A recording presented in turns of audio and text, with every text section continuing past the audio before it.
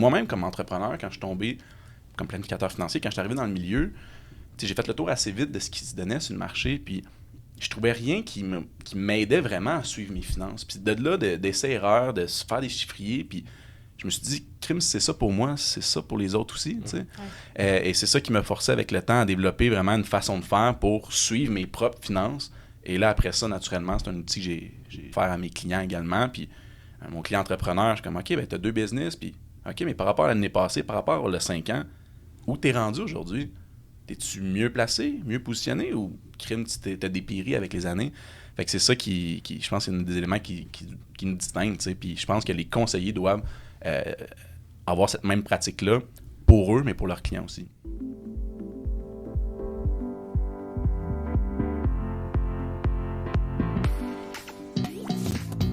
Vous écoutez Les Pros de l'assurance, présentés par Emma Assurance Vie. Bonne écoute! Épisode numéro 5 des Pros de l'assurance. Et j'aimerais débuter en saluant les gars de Views qui nous accueillent aujourd'hui dans leur studio et qui ont même choisi une couleur spéciale pour la lumière et le fond, qui représente bien Emma Assurance Vie. Donc, merci beaucoup. Salut. Vraiment apprécié, les gars. C'est apprécié. Je me tourne tout de suite vers toi, Félix.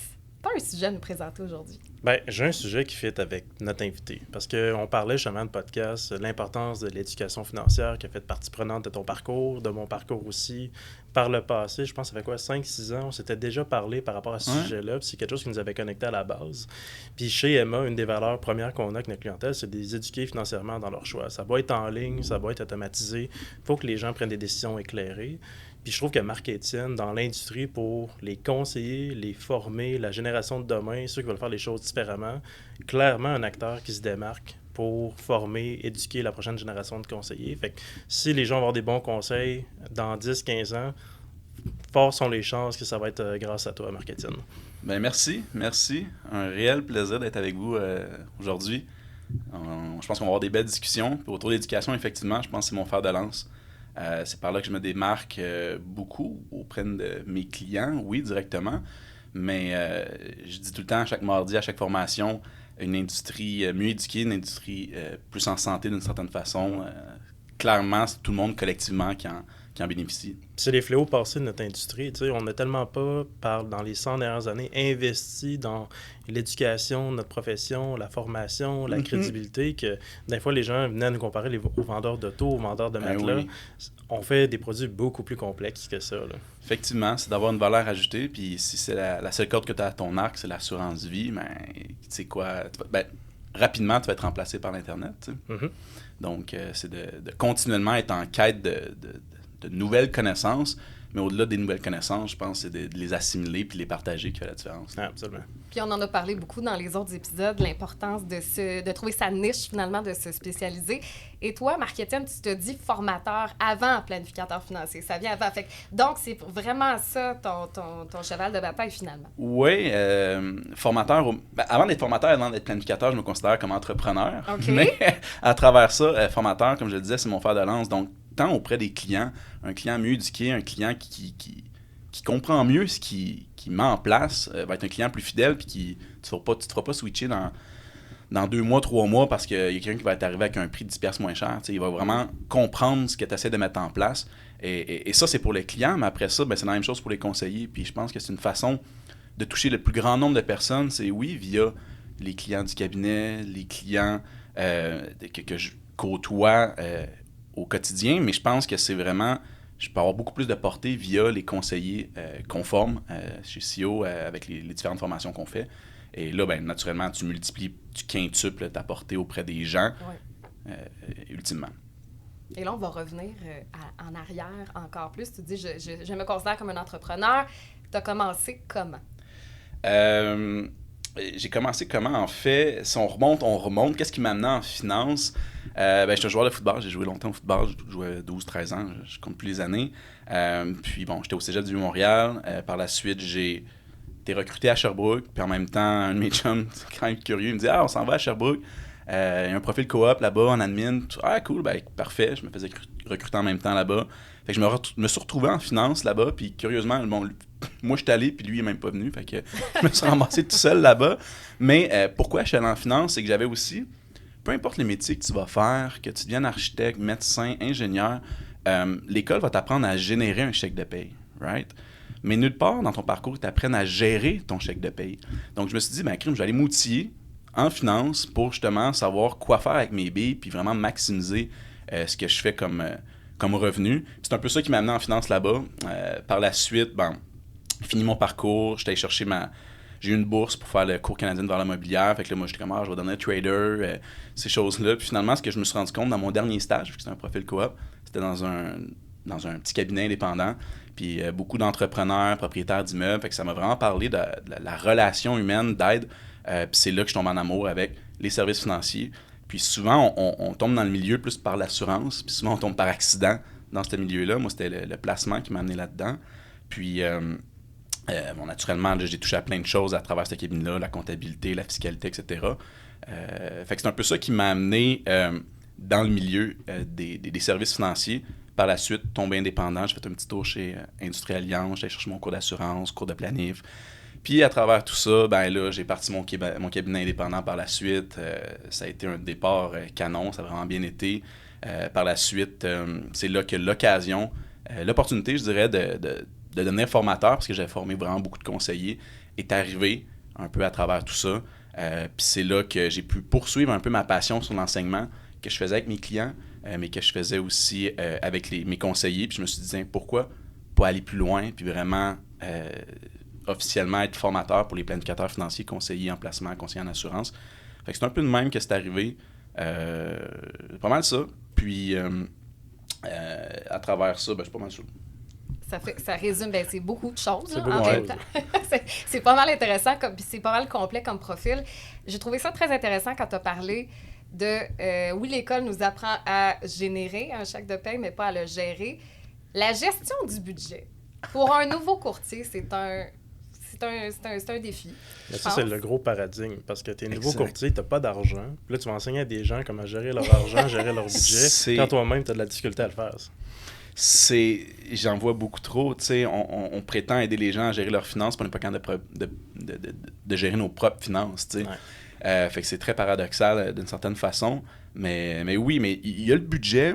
Je suis pas un fervent du budget, j'en ai essayé plusieurs, puis d'essais-erreurs, etc.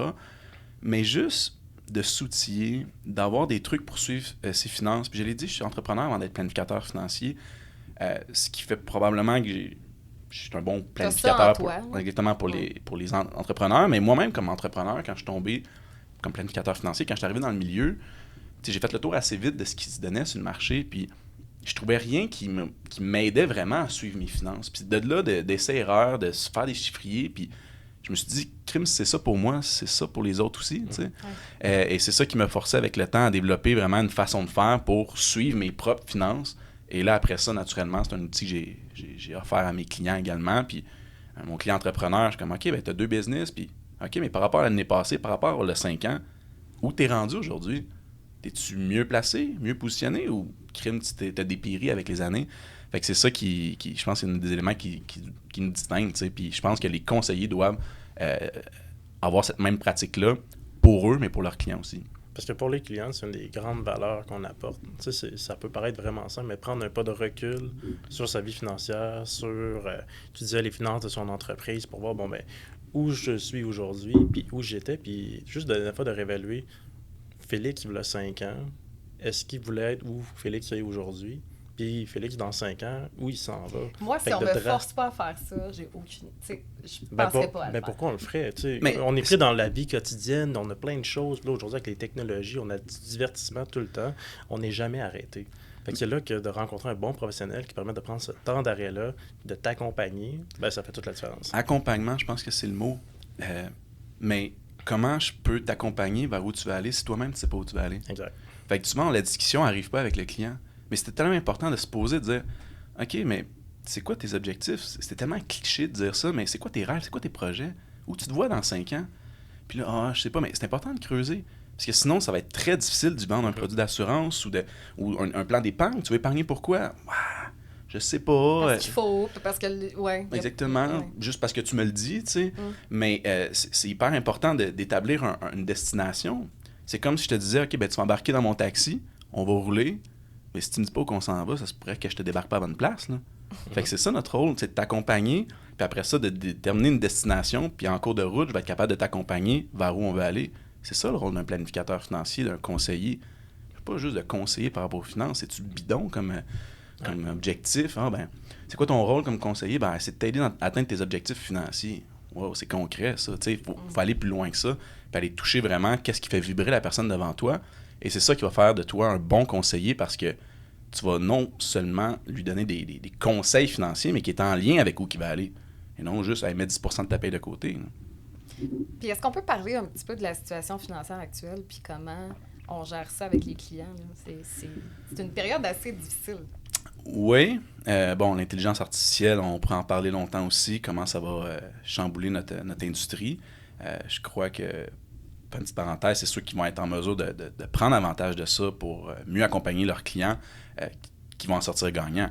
Mais encore une fois, si tu restes dans un rôle d'accompagnement, de ne pas avoir peur pour ton travail. Mais après ça, tout ça va nous aider à gérer justement tout l'aspect financier qui se passe. La volatilité, il va toujours en avoir, il va toujours avoir des raisons de s'inquiéter. Puis notre rôle est un rôle beaucoup de gestion d'émotions. Puis c'est pour ça que je dis que l'IA va être difficilement capable de nous remplacer par rapport à ça parce qu'on gère des émotions, on est des psychologues pour nos clients.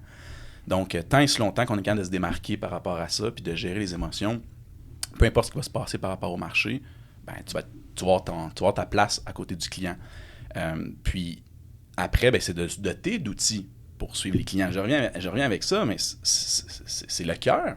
Tu sais, on a le fameux ABF, l'analyse des besoins financiers. On sait tout ce que c'est. On tombe, on remplit ça. Puis, là, suite à ça, tu as besoin de X d'assurance. Puis là, tu as un placement. Après ça, on rencontre le client 2 ans plus tard. Puis on scrape un peu ce qu'on a fait. On écrase un peu, mais l'humain, je déroute un peu, mais l'humain a besoin de voir sa croissance. Regarde dans le sport, regarde dans n'importe quelle discipline, l'humain ou qui tripe, c'est de croître. Puis toi, comme conseiller, c'est de voir un peu cette progression-là, comme un entraîneur va le faire dans le sport. Donc, quand tu vas voir un entraîneur, la première chose qu'il fait, c'est on va prendre une photo, on va regarder ton point de départ, on va établir des objectifs, puis après ça, on va se prendre des checkpoints, voir où est-ce que tu es rendu par rapport à tes objectifs. Mais quand tu fais juste prendre un plan financier, puis qu'à chaque fois que tu écrases ta nouvelle donnée, tu perds cet effet-là de croissance. Moi, ce que j'aime vraiment le plus avec mes clients, c'est de dire, regarde, voici où tu étais quand on a commencé à travailler. De là. 2020, puis là, hey, regarde, là, tu as fait une bonne shot, ton entreprise, tu le vois carrément sur graphique, visuellement, et c'est là que le conseiller, le client va t'accorder une valeur. Hey, merci de m'avoir accompagné là-dedans. Puis le sentiment de comme, hey, c'est vrai, crime, je le vois, je le perçois, et non pas juste un graphique d'un placement. C'est plus concret que ça. Ben, c'est là que je pense que, comme conseiller, c'est une période trouble comme on a en ce moment, parce que là, tu as de l'inflation comme on a, de notre vécu, jamais vécu. Fou. On a une augmentation des taux d'intérêt parce que les gouvernements, les banques centrales veulent essayer de comme adoucir cette courbe inflationniste-là, parce que c'est important, sinon si on perd le contrôle. C'est dans Free Economics, le livre, il donnait un exemple, je pense que c'est au Zimbabwe. Il y avait eu tellement d'inflation que les gens préféraient s'essuyer les fesses avec le dollar du Zimbabwe que du papier de toilette, parce que ça revenait moins cher de le faire comme ça. Fait que, l'image est forte. L'image est forte quand même, mais ce qu'il faut comprendre, c'est que le rôle d'un conseiller, d'un planificateur, c'est d'accompagner le client dans ces conversations-là difficiles. Il ne faut pas avoir peur de l'aborder, l'inflation, l'impact sur son budget, l'impact d'une crise financière sur son portefeuille, puis de dire, parce qu'il n'y a rien de moins rassurant que de regarder un ordinateur, un téléphone, aller sur ChatGPT, puis dire comment réagir à la crise économique, puis de lire un texte. Quand tu es en crise de panique, là, je vais avoir l'air d'un yogi, mais la première chose qu'il faut faire, c'est respirer. C'est beaucoup plus profond que ça. Là, on est dans des connexions humaines. Puis il n'y a rien de mieux qu'un autre humain qui, lui, il a l'air en contrôle. Il a l'air d'avoir les connaissances. Il me dresse un plan. Il me fait parler de mon futur, même si moi, aujourd'hui, de par la pression économique que je vis, je ne suis pas capable de le voir, mon futur. Il est capable de m'ouvrir. Puis là, de m'amener tranquillement dans cette direction-là, c'est beaucoup plus profond que mes connexions. C'est le même principe. Là, t'es nouvellement papa. Marc-Étienne en a 3. Quand tu googles un symptôme, tu sais... Docteur Google. Non, ne fais pas ça. C'est la pire erreur que tu puisses faire, tu sais, c'est en parler à un vrai médecin. Je vais juste quitter ma blonde, dire d'arrêter de faire ce qu'on a vu. Non, mais on le fait tous, là, mais je dis on le fait, puis là, après ça, on se rend compte de quelle erreur. Okay, ouais. Effectivement. L'humain est important, reste important, donc, dans ce processus-là. Oui, puis, tu sais, quand je reviens d'accompagner, puis ce que tu dis, c'est vrai, l'inflation, il y a plein de choses, mais tu sais, quand je regardais le bilan de mes clients, d'année en année, moi, c'est ce que je fais. Puis vraiment, je suis capable de tracker vraiment d'année en année où est-ce que ça a bien été. Puis là, mon Dieu, les marchés ont perdu de la valeur. Mais ce que les gens oublient, tous ceux qui sont propriétaires, ceux qui sont pas propriétaires, ça serait une autre discussion, mais l'immobilier a pris une valeur immense. Fait que là, tu regardes le bilan au global, ben la plupart de mes clients ont pris de la valeur. Oui, les placements ont diminué, mais leur immobilier a tellement pris de valeur qu'au global, hey, ça va bien. Fait que là, ils sont comme capables de relativiser. OK, cette partie-là a baissé, mais cette partie-là a augmenté. Puis au global, ça a augmenté plus que ça a baissé. Puis tantôt, ça serait peut-être l'immobilier qui va diminuer, puis ça serait peut-être les placements qui vont augmenter.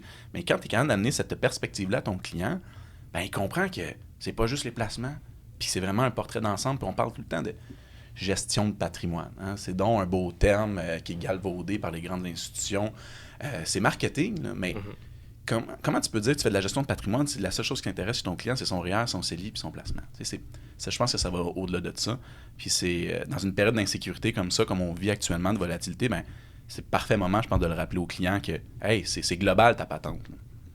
Puis on revient, si tu veux bien, à ton parcours. Contrairement à beaucoup de conseillers qui débutent, la première année, souvent, c'est tough. Dans ton cas, ça a bien été. Je veux quand même qu'on parle de ce qui, pour toi, a été le plus difficile. Parce que tu as parti ton cabinet, puis là, tu as dû gérer des travailleurs autonomes. Tu dis, ça, c'était... Oui, le départ canon, après 6 mois, j'ai une nouvelle adjointe, j'ai déjà mon adjointe, en moins de 2 ans, je monte top 2 ou top 3 de mon agence à ce moment-là, qui était quand même une bonne agence là, chez IA. Puis là, après ça, tranquillement, on part le cabinet, puis là, je me retrouve à gérer des autonomes.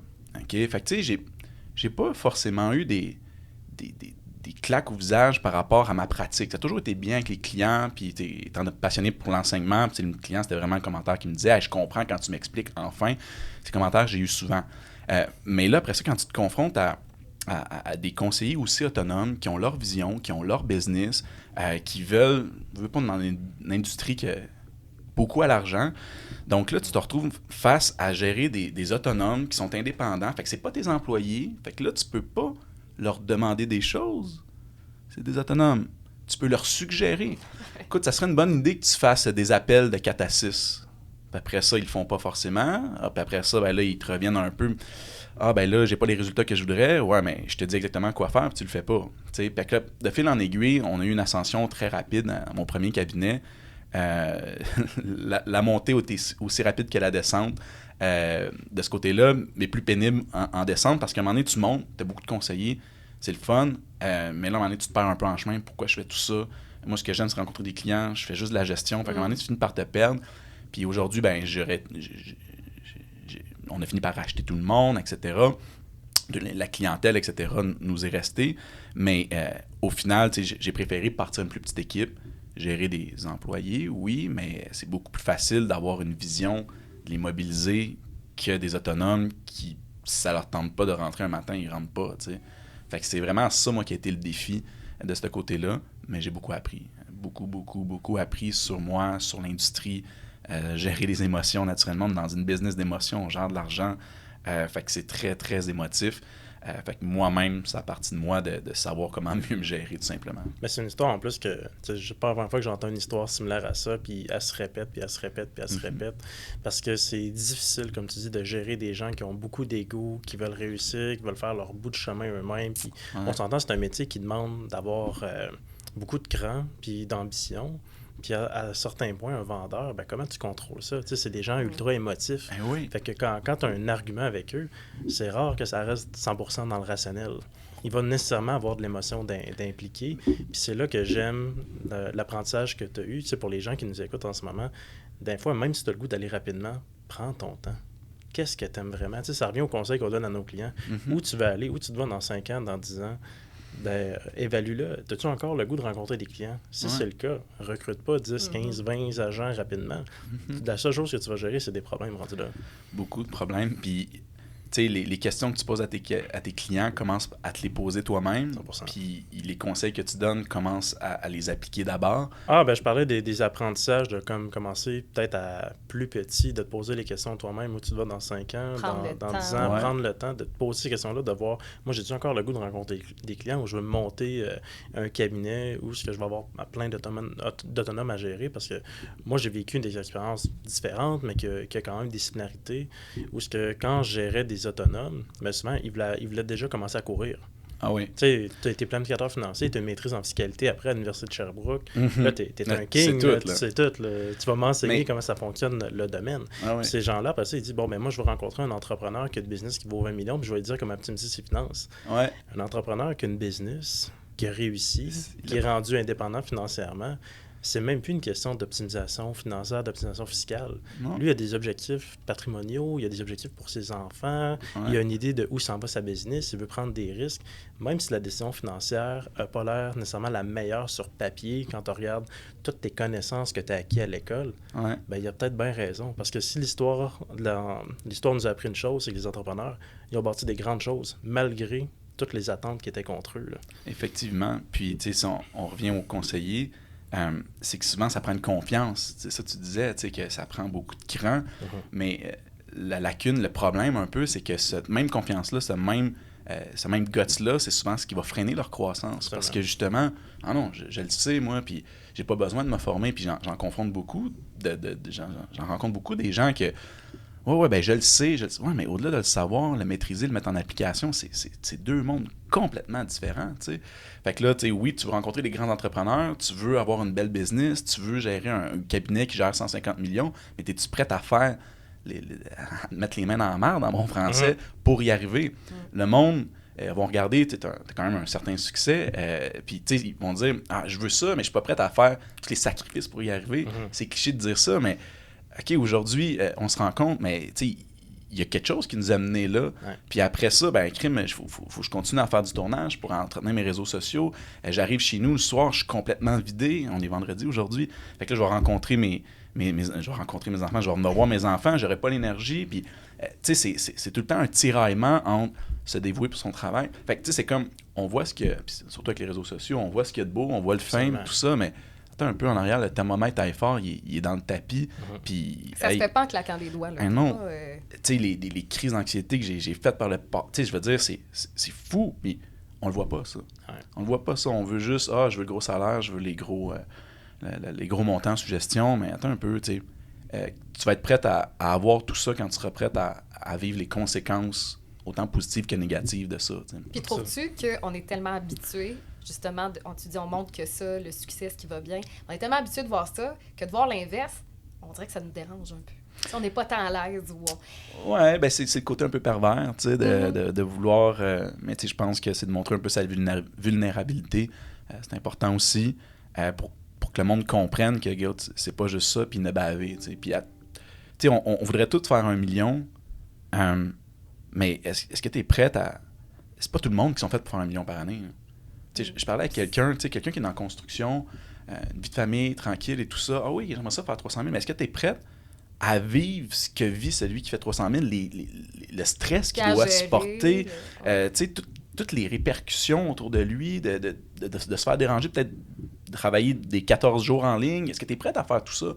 Ah non, bon, c'est correct de faire 100 000 par année, 50, 70 000 par année, si c'est le style de vie que tu veux, parce que c'est pas tout le monde qui veut le style de vie de celui qui fait 1 million.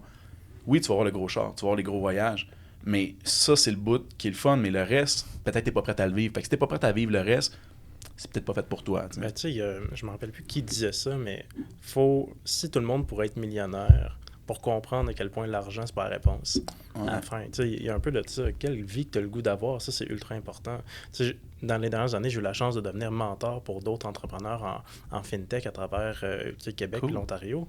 Puis une des choses qu'ils me demandaient, c'est « Hey, moi aussi, je veux faire ça, lever un financement. » Là, je fais comme, je vais te parler de tout ce qui fait que c'est difficile. Puis si une fois qu'on a fini d'avoir la conversation difficile, où là, je vais me montrer vulnérable, je vais les dire, là, toutes les chips on my shoulder, je vais toutes les sortir.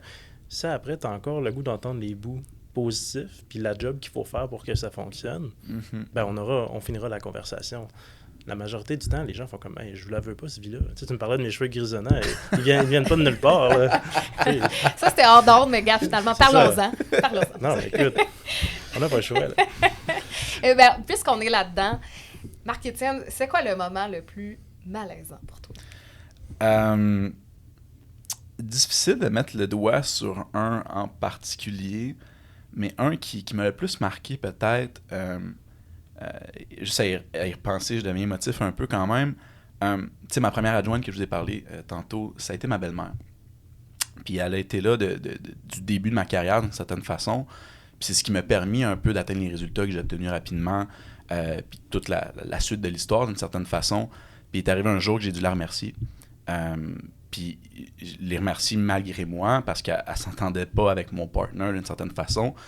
Après ça, on pourrait revenir sur l'histoire. Est-ce que c'est le bon des deux que j'ai flushé? Je confirme. En tout cas, avec du recul, tout ça est mieux pour ça. Puis c'est encore ma belle-mère, là, d'ailleurs. Elle est grand-mère, puis j'ai 3 enfants, puis elle est encore dans le décor et tout ça. Il a fallu qu'il amène 3 enfants, qu'elle devienne grand-mère pour qu'elle te pardonne, peut-être. Ça a aidé. Peut-être ça, mais tu sais, finalement, c'est un mal pour un bien. Mais ça a été vraiment quelque chose de difficile pour moi de... Hey, tu sais, c'est la personne qui m'a... Puis après plusieurs années de service, ça fonctionne plus. Remercier cette personne-là qui m'avait vraiment permis d'atteindre mes résultats à cause que, justement, avec mon partner, ça fonctionnait pas. Puis, bref, paquet de circonstances, ça n'a pas été facile, tu sais. Mais au-delà de ça, oui, des amis que j'ai perdus aussi à travers ce parcours-là, ça n'a pas été facile. Puis les manières dont j'ai réagi à certains départs, à certaines annonces, qu'aujourd'hui, je réagirais complètement différemment. Mais c'est plus facile à dire qu'à faire après coup. Puis, est-ce que tu remélangerais famille et business? Oui, mais peut-être de manière différente.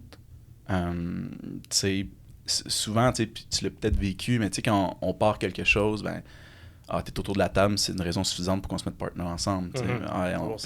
On s'excite, là, hey, on va faire des millions, ton idée est géniale, t'es là, je suis là, on se met partner, pourquoi pas. Mais c'est de prendre plus de son temps pour découvrir comment c'est de travailler avec cette personne-là. Est-ce que c'est complémentaire à moi, comment je suis, avec la personne que je suis, apprendre à se connaître, c'est des choses qu'on entend souvent, mais qui sont donc vraies, et qu'une fois que tu le vis, ça t'illumine. Puis après ça, de pouvoir faire un choix de oui, on se met partner, mais pour les bonnes raisons, et non juste parce qu'on est excités du projet tous les deux, tu sais. Puis moi, ça a été ça, tu sais, je suis quelqu'un d'assez mobilisateur, je dirais, c'est quelqu'un qui aime ça parler, qui communique quand même assez bien. Mais à un moment donné, quand t'es 2 ou 3 personnes à vouloir faire ce rôle-là dans une business, ça marche pas. À un moment donné, puis c'est ça qui fait qu'avec mon partenaire actuel, on a une parfaite chimie. Lui, c'est le gars plus rationnel. Moi, je suis le gars qui projet par-dessus l'autre. Puis comme, ouais, mais là, faut le payer, là, ça. Là. Il te ramène vers le droit chemin.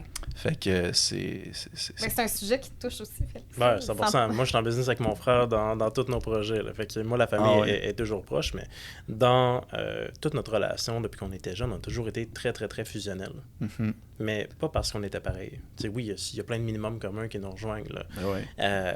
Mais lui, c'est un créatif.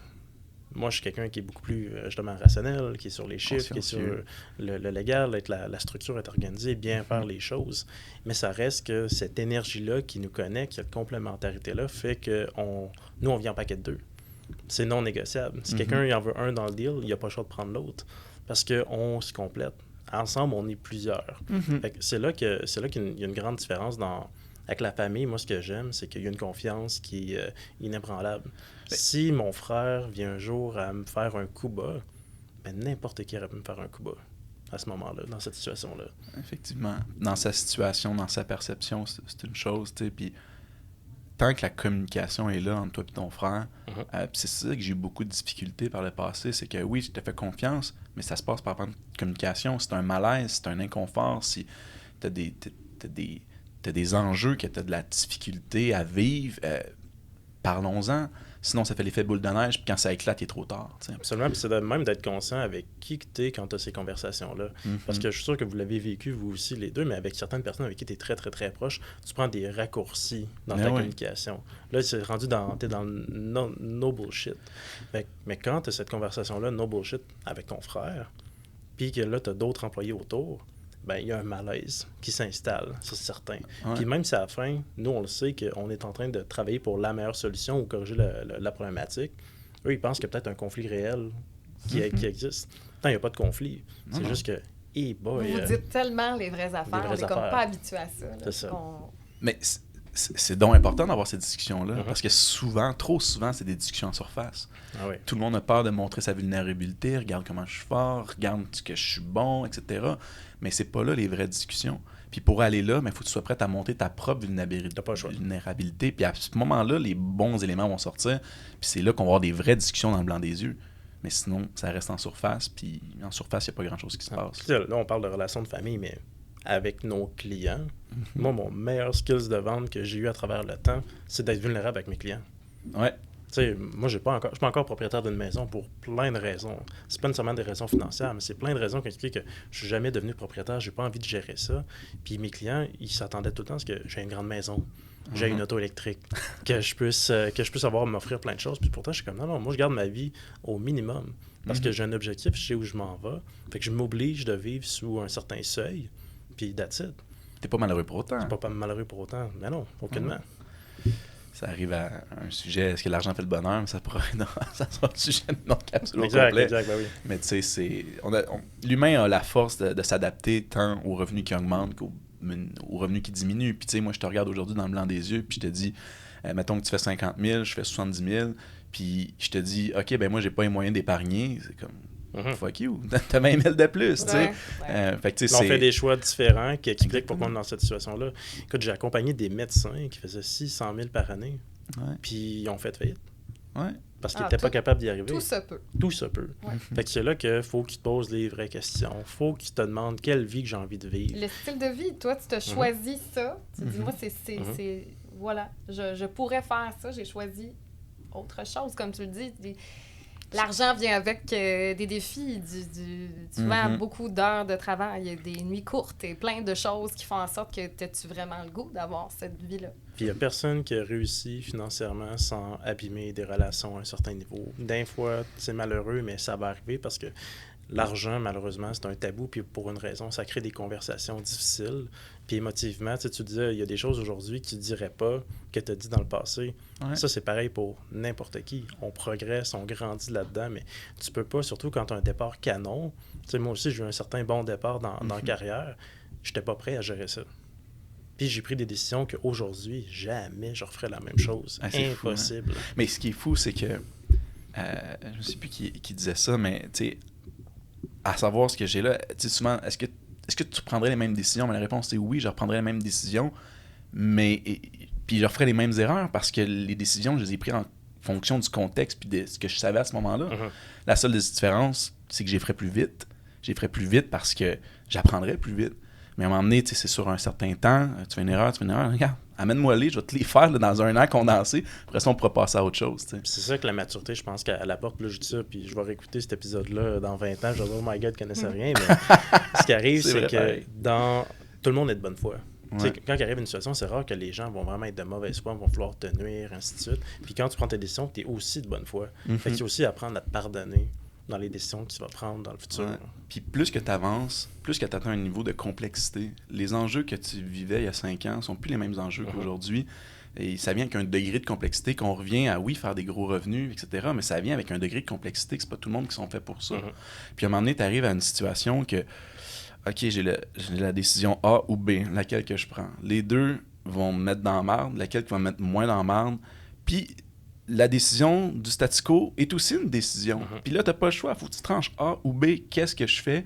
Puis dans les deux cas, tu vas faire des insatisfaits, tu vas créer des irritants, des frustrations, mais c'est ça. Tu sais, un bon gestionnaire, tu vas être capable de le juger par rapport à son nombre de bonnes décisions, mais bonnes décisions, s'il en prend 6 sur 10, par exemple, qui sont bonnes décisions, ben à quelque part, il en a quand même pris 4. Mais s'il est au-dessus de la moyenne, en théorie, c'est ça qui fait que de fil en aiguille, parce que dans le travail d'une journée, tu peux en prendre des décisions, c'est fou, mais c'est ça, à la fin de la journée, à la fin de la semaine, c'est quoi les calls que tu as pris. Puis il y en a qui vont dire, je prends pas les calls, mais si tu prends pas les calls, tu prends un call de pas prendre de call. T'sais. C'est ça, exact. Ça, c'est l'ingrat d'être gestionnaire, c'est que chacune des décisions que tu prends, tu vas le sais juste dans 6 mois, dans 1 an, si tu prends une décision, ça va être tough. Là. Exact. Puis ce qui nous amène à parler de succès, de réussite, qu'est-ce que ça veut dire pour toi? C'est quoi ta plus grande fierté? First, ma famille. Ça, ça rentre naturellement sur le premier étage, mais s'ensuit naturellement, on pourrait parler des différentes réalisations que j'ai faites à travers le temps, que ça soit mon cabinet, oui, que ça soit mon cabinet, le guide de l'ABC que j'ai monté, vraiment pour les courtiers qui m'a mérité d'une certaine façon aussi le prix de la relève de la Chambre de la sécurité financière en 2017, 2018, je ne me souviens plus. Ça, c'est vraiment bien. Le cabinet que j'ai aujourd'hui, pour vrai, j'en suis très fier. Hier, on se rencontrait tous au bureau, puis wow, on a du fun à travailler, c'est plaisant. J'ai le goût de rentrer travailler. C'est vraiment une énergie unique qui est la résultante de mon passé d'une certaine façon. À un moment donné, mon coach disait toujours c'est correct de faire des erreurs, mais répète-les pas. Fait que c'est exactement ça qui m'a permis d'avoir l'équipe que j'ai aujourd'hui. Puis cette équipe-là me permet d'être sur mon X. Cette équipe-là me permet d'être avec vous aujourd'hui. Souvent, on part comme courtier pour une liberté, comme conseiller pour avoir une certaine liberté de temps, mais c'est souvent un double tranchant. On se retrouve un peu prisonnier de notre business parce que tout dépend de nous. Fait que j'ai réussi à bâtir une business qui ne dépend pas juste de moi et qui me permet de développer d'autres projets comme ma formation que je donne aux courtiers, le programme Excellence. Puis le programme Excellence, c'est vraiment une fierté de dire « Hey, ça, c'est le programme de rêve que j'aurais aimé suivre quand j'ai commencé dans le domaine. » Puis même aujourd'hui, j'ai du monde de 10, 15, 20 ans. Lui, je pense qu'il y a 34 ans d'expérience, notre doyen, dans le programme. Mais c'est que c'est toujours d'actualité de pouvoir échanger avec d'autres mondes. Ce matin, on avait un coaching, tout le monde ensemble, de pouvoir échanger sur les pratiques. On se rend compte qu'on n'a pas tous les mêmes... on n'a peut-être pas toutes les mêmes couleurs, on vient de des réseaux différents, mais on a tous les mêmes défis, les mêmes enjeux, parce qu'on est dans le même métier. Mais de pouvoir échanger avec ça, c'est vraiment... il n'y a pas mot pour ça, vraiment, que je suis fier de ça. Et tout ça, un business, la formation que je donne, les mardis CEO, 400-500 conseillers à chaque semaine, je suis extrêmement fier du succès qu'on a à ce stade-là. Mais tout ça perd son sens si le premier n'est pas là, c'est la famille. Parce que quelque part, tout ça me permet oui, il y a une conséquence positive, qu'il y a de l'argent, oui, il y a des revenus qui me permettent d'avoir d'avoir les moyens de mes ambitions avec ma famille, de pouvoir les faire voyager, d'avoir un toit, etc. Plus de liberté avec eux, vu que tu gères un peu plus ton horaire. Effectivement, tu sais, de moins travailler les soirs, je dis ça, puis je travaille souvent le soir, mais une fois qu'ils sont couchés. Fait que tu sais, oui, ça me permet une certaine liberté financière, de temps, mais il y a un temps pour tout. Il y a des périodes que c'est vraiment rushant, comme janvier-février, ça a été une grosse période, j'étais moins présent, la communication a été là, fait qu'ils s'en attendent, mais c'est un tout. C'est un tout. Oui, la business, oui, c'est le fun, les accomplissements, mais si le premier n'est pas là, un peu tout ça, c'est fait pour bonifier le premier élément qui est la famille. Ouais. Carrément. C'est là qu'il y a des choix importants à faire dans une carrière. Il y en a qui vont se structurer comme toi, tu l'as fait avec un cabinet, un bon associé, une équipe qui à hauteur d'homme, que tu es en mesure de connaître tout le monde, d'avoir une bonne relation avec eux. Fait qu'ils vont être une extension de toi-même, de ton service. Comme il y en a d'autres qui vont faire le choix de dire, bon, ben en ce moment, j'ai assez d'actifs sous gestion, j'ai assez de clients, mes références, ça m'alimente bien. Puis moi, je vais travailler du lundi au mercredi. Le reste, je le prends en congé tout le temps. Il y a d'autres qui vont choisir de travailler 4 semaines, prendre 2 semaines off, puis de voyager. Il y a plein de modèles qui existent. C'est lequel qui t'intéresse le plus au final? Ça, c'est-tu après un certain temps? C'est un luxe ou ça peut... C'est sûr que les 5 premières années de ta carrière vont être tough. Il faut que tu bâtisses tes acquis. Il faut que tu cherches ta clientèle. Il faut que tu trouves quel style de professionnel que tu as envie d'être aussi. Puis, veux pas, tu as beau avoir une idée préconçue sur ton banc d'école de ta carrière va ressembler à quoi, tu n'as jamais été dedans. T'as aucune idée, ça va avoir l'air de quoi. Aller chercher des clients, faire du business development. Il y en a qui rêvent de faire des entrepreneurs, puis quand ils se mettent à faire ce genre de dossier corporatif-là, ils se rendent compte qu'ils n'aiment pas ça, pas en tout. C'est compliqué d'y avec un fiscaliste, avec des avocats, des conventions d'actionnaires, c'est stressant. Des fois, les clients vont te traiter un peu comme de la merde parce qu'ils s'attendent que toi, tu remplisses les cases puis tu fasses ta job. Mais il y en a d'autres qui ça va être une clientèle familiale qui vont aimer.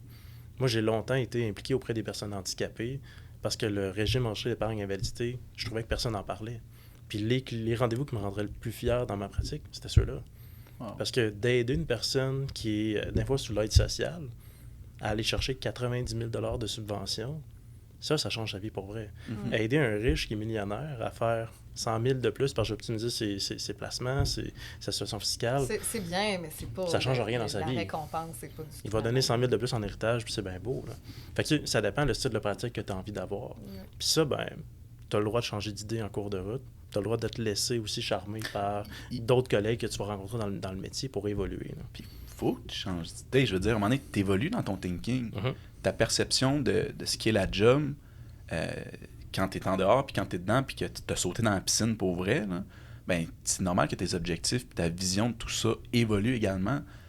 Même, il faut ça. Il faut que dans 5 ans, tes objectifs aient changé, ta perception ait changé, puis que tu sois capable de modéliser ça en fonction de ce que tu as appris sur toi, sur ce que tu as envie pour toi, ta famille, puis que tu définisses ton propre succès. T'sais. Absolument. Ça, on en parlait en début, avant le podcast, mais moi, j'avais un cabinet, j'avais une clientèle, puis j'ai tout vendu, me concentrer dans Emma, une fintech, essayer d'innover, faire les choses différemment.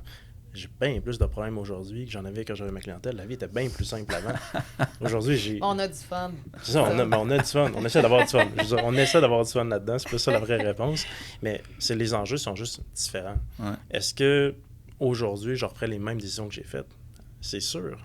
À ce moment-là, c'est ça que j'avais le goût de faire. Mais là, aujourd'hui, Félix, dans 5 ans, dans 10 ans, il va et tout. Je ne sais pas encore. Je vais me laisser me découvrir à travers ces années-là. Puis ça, c'est ultra, ultra important. Souvent, il y en a qui vont se faire un plan, tu sais, comme on parlait tantôt pour les clients, puis ils vont trop garder ce plan-là comme ferme, fixe. Il ne peut pas changer. J'ai décidé ça, j'ai une fermeté. Un plan, ça évolue.